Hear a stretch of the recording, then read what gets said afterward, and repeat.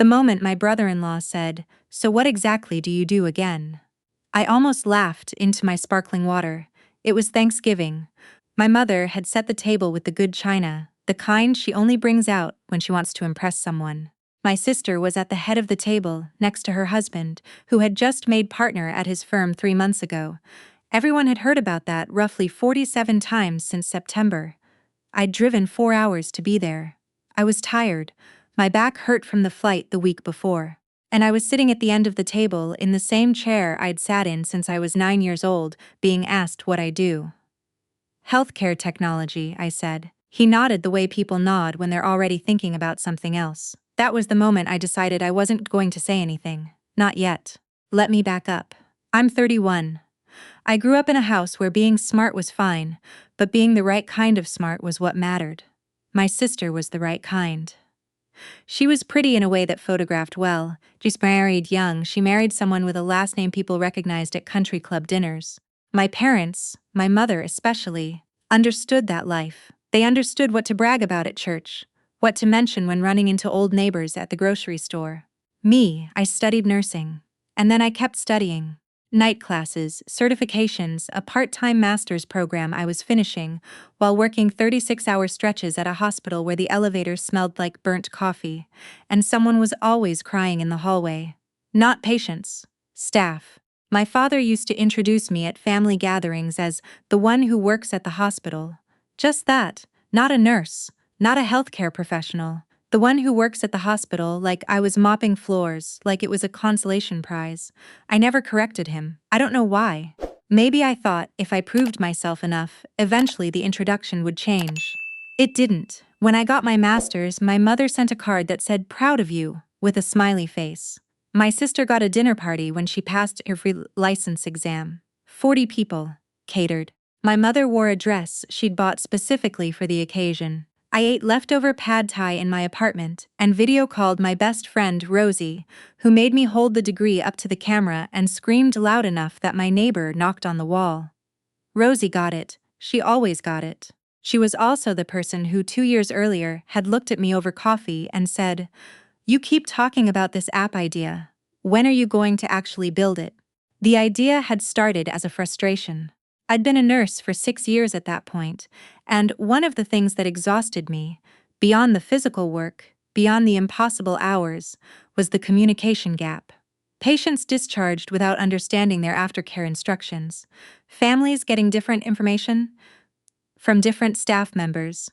People falling through the cracks because no one had built a good system for the handoff between hospital and home. I knew what the problem was because I lived inside it every day. So I started sketching something out, a platform, simple enough that a 65-year-old patient with no tech experience could use it, but detailed enough that it actually captured meaningful data. Care coordination for post-discharge patients, with alerts that went to both the patient and a designated family member with a direct line back to their care team. I talked about it the way most nurses talk about their side ideas, apologetically, like it was probably nothing, like someone smarter had probably already done it. Rosie told me to stop apologizing and start building, so I did. I want to be honest about what the next 18 months looked like, because people tend to flatten this part into a montage.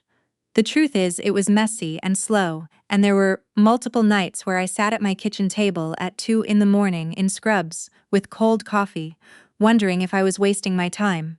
I hired a developer I found through a referral, a quiet, methodical guy named, well, I'll call him my technical co-founder because he's intensely private and I don't want to put his name anywhere without asking. We argued constantly, the way you argue when you're both exhausted and you both care too much. I funded the first phase myself. My savings account went from modest to frightening. I stopped going out. I brought lunch to work every day. I canceled a trip to Colorado I'd been planning for 2 years. My family knew none of this, not because I was hiding it. I'd mentioned it once, in passing, at Easter.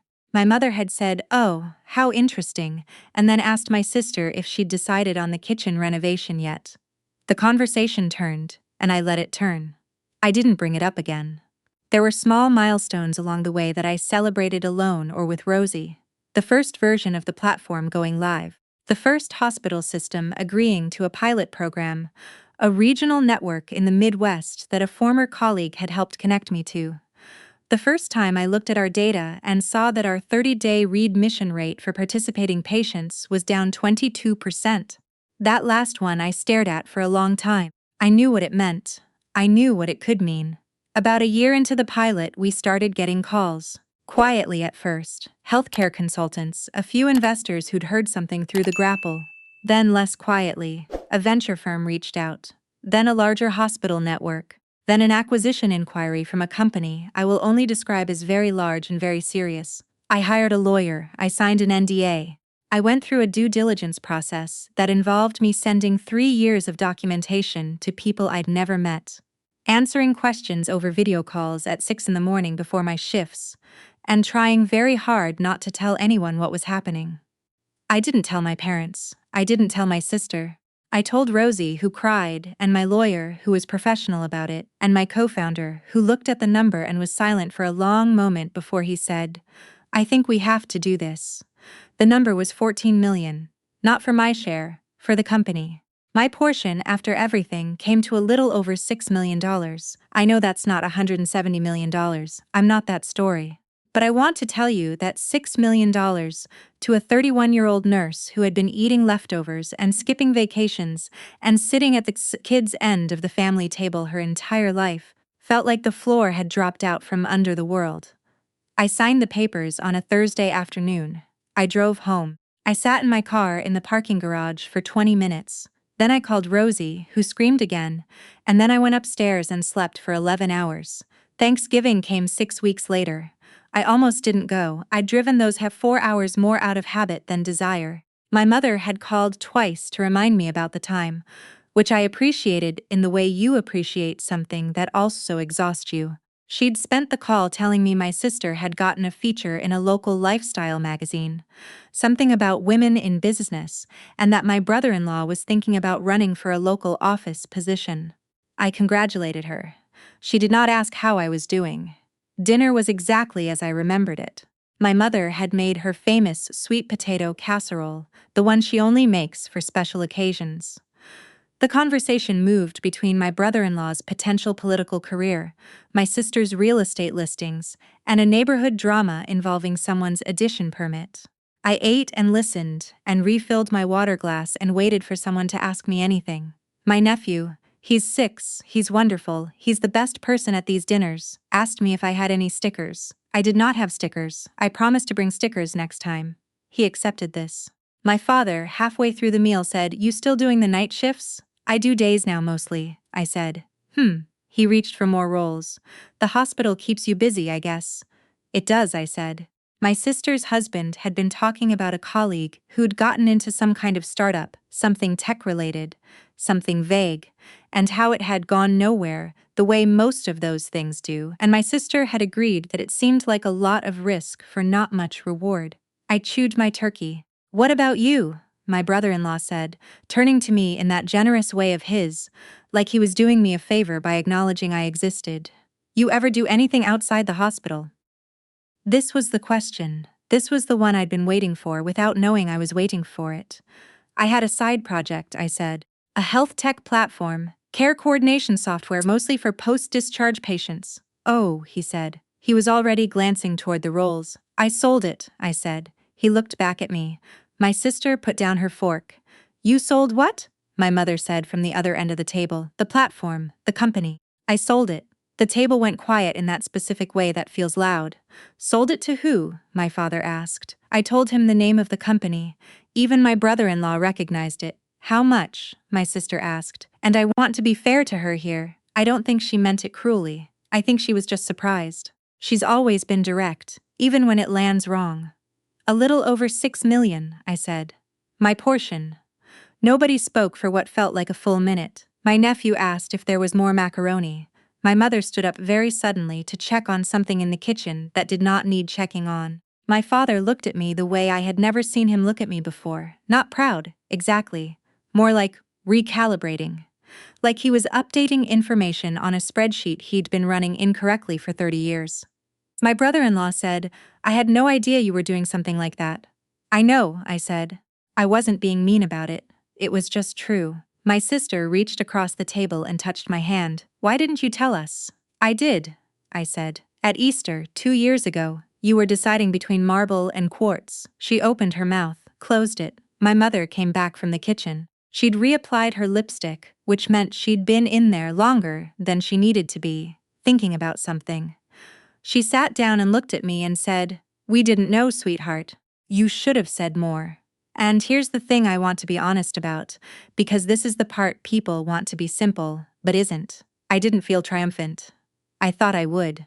I'd had this small, petty fantasy during the drive-up of exactly this moment, the quiet table, the wide eyes, the recalibration, and I'd thought I'd feel something clean about it. I didn't. I felt tired. And a little sad. And something else that took me a few weeks in therapy to name, which is that I'd been waiting 31 years for my family to ask what I was doing, and when the asking finally came, it came because of a number, not because of me. That's not triumphant. That's just a different flavor of the same loneliness. The weeks after Thanksgiving were complicated. My mother called 3 times, which was 3 more times than she usually calls in a month. She asked about my plans. She asked, with a delicacy she doesn't usually deploy, whether I was going to stay in nursing or pursue something else. She invited me to join her for a spa day, which she has never once done in my 31 years of life. I went. I figured I owed it to myself to see who she was going to be about this. We sat in the steam room and she asked careful questions and I gave careful answers, and at some point she said, "You were always so capable. I just wish we'd done better seeing that." It was the closest thing to an apology I've ever gotten from her. It wasn't quite an apology, but it was something. My sister texted me a few days later, not a call, a text which is very her. It said, "I've been thinking about what you said at Thanksgiving, about Easter. You're right. I'm sorry I wasn't paying attention." I read that text 4 or 5 times. Then I said thank you, and I meant it. My brother-in-law has not said anything directly to me since. But he stopped making the face he used to make when I spoke at family dinners. The faintly tolerant look, like he was politely enduring me. Whether that's growth or just optics, I genuinely don't know. My father and I had a longer conversation, finally, at Christmas. We were doing dishes together while everyone else was in the living room, and he said, without preamble, "I want to understand what you built." So I explained it. The whole thing. The problem I'd identified. The way we'd designed the platform, the pilot results, how the acquisition had come together. He asked real questions. He'd worked in operations management for most of his career, and there were pieces of it he understood instinctively. By the end, he said, "That's a real thing you built." "I know," I said. He dried a dish. He said, "I didn't take your work seriously, I should have. I don't know what to do with my father's late-arriving respect.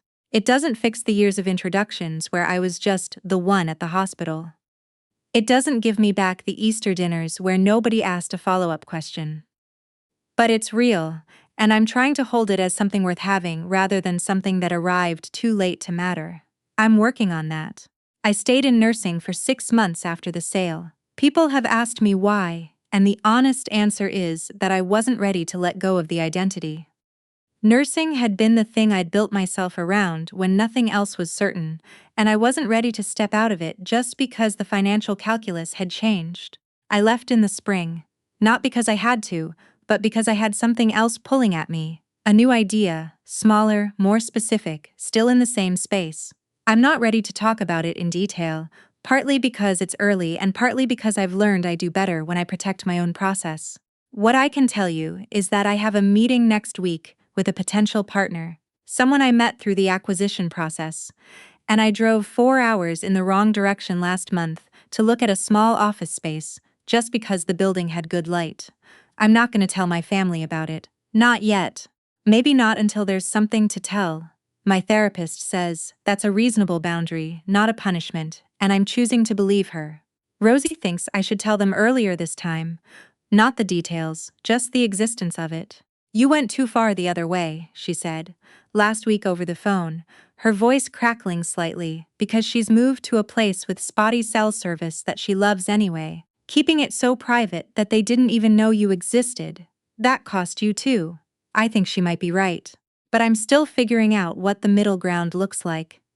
The thing no one talks about in these kinds of stories is that money doesn't solve the original question. The original question, in my case, was whether I was worth paying attention to. And $6 million gave me a very loud, very clear answer from the world, but the people at that Thanksgiving table had their own answer they'd been running on for 30 years, and money didn't rewrite it, it revised it. Those are different things. What I have now is something I'm still learning to hold, the knowledge that I made a real thing, that it helped real patients, that the 30-day red mission numbers went down, that somewhere, someone's grandmother got home from the hospital and her daughter got an alert on her phone and knew to call and ask if she'd taken her medication. That happened because I was frustrated at 2 in the morning and I wrote something down instead of going to sleep. I'm proud of that. Genuinely, in the part of me that doesn't need my mother to validate it or my brother-in-law to recognize it. That part exists now. It's still small, and my therapist and I are working on it, but it's there. My nephew, for his part, is delighted. Not about the money. He's 6, he doesn't understand money. But I brought him the stickers. A whole sheet of dinosaurs, which I'd ordered online and completely forgotten about until the package showed up and I remembered my promise. He held them up and looked at them with the seriousness that 6-year-olds bring to important things, and then he said, "These are actually really good ones. I don't know. Maybe that's the thing I'll carry the longest." Not the sale, not the dinner table, not my father saying, "That's a real thing you built," while drying a dish. Just my nephew looking at a sheet of dinosaur stickers with complete sincerity and finding them genuinely good. Some things are just allowed to be enough.